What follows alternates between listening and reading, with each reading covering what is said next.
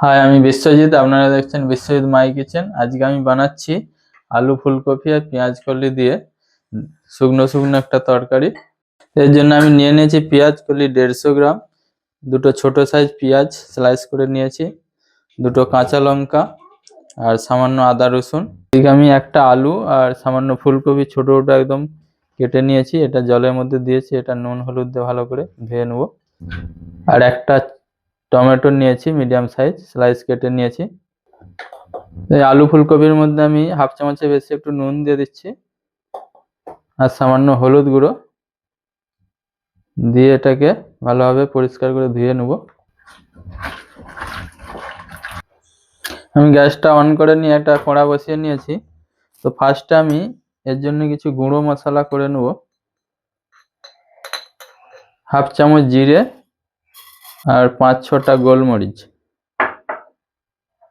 ভেজে নেব হালকা আঁচে।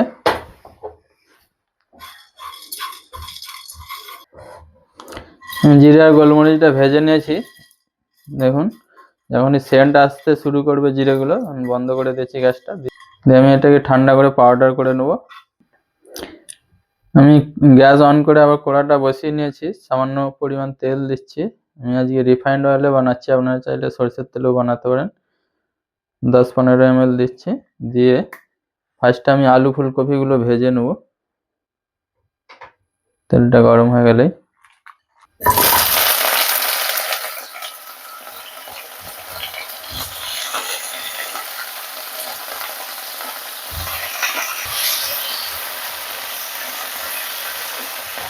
এটা হালকা জল মরে গেলে আমি হালকা নুন আর সামান্য হলুদ গুঁড়ো দিয়ে দেবো। দেখুন, সামান্য পরিমাণ নুন দিয়ে দিচ্ছি এখন, আর সামান্য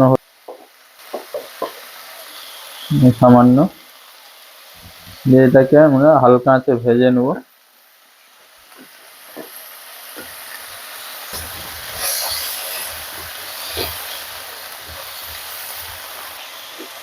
এটা তাড়াতাড়ি ভাজার জন্য আমি একটা ঢাকনা লাগিয়ে দিচ্ছি। আলু ফুলকপিগুলো যখন 70-80% ভাজা হয়ে যাবে, তখন এই পেঁয়াজ কলিগুলো এরই সাথে নেড়ে ভেজে নেব। দিয়ে দিচ্ছি,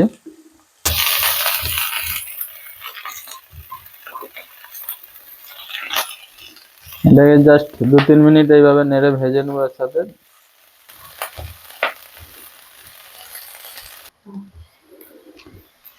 দু তিন মিনিট আমি এটা ভেজে নিয়ে গ্যাসটা বন্ধ করে দিচ্ছি। আবার আমি গ্যাসটা অন করে নিয়ে সামান্য পরিমাণ তেল দিচ্ছি, বেশি দেবো না, 5-10 ml।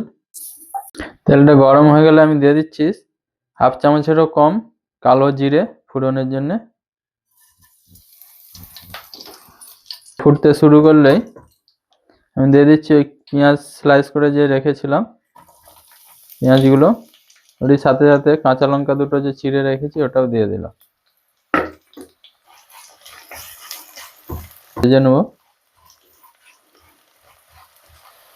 পেঁয়াজটা এরকম হালকা ভাজা হয়ে গেলে এর মধ্যে দিয়ে দিচ্ছি আদা রসুন বাটাটা, এটাকে ভেজে নেব।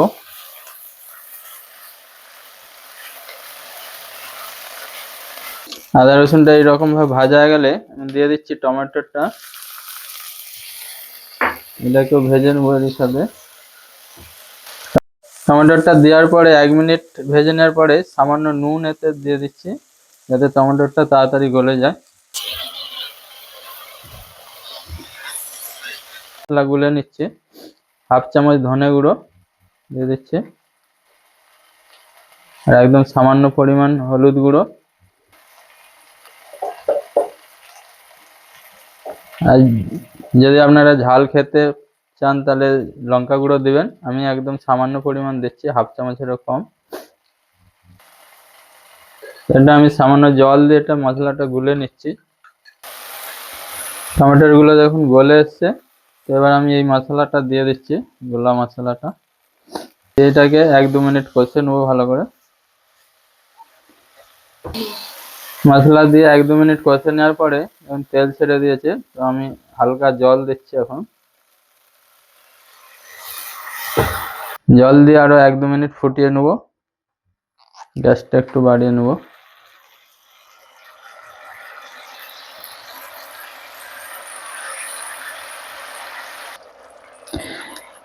এক দু মিনিট ফুটিয়ে নেওয়ার পরে আমি দিয়ে দিচ্ছি ওই আলু ফুলকপি পেঁয়াজকলি ভাজাগুলো, দিয়ে এটাকে আরো 2-3 মিনিট কষে নেব কাঁচে। ওদিকে ওইটা কষা হতে হতে এদিকে আমি জিরে আর গোলমরিচটা গুঁড়ো করে নিচ্ছি। এটা 2 মিনিট কষে নেওয়ার পরে একটা ঢাকন লাগিয়ে দিচ্ছি। ঢাকনাটা লাগিয়ে আরো 2 মিনিট হালকা আঁচে আমি রেখে দেবো। 2 মিনিট পরে আমি ঢাকনাটা খুলে দেখে নিচ্ছি।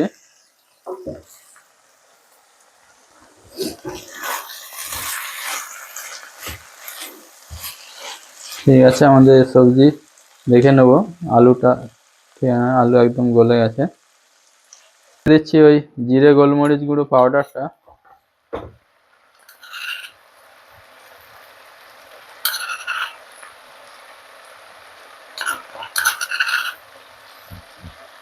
মিক্স করে নেব।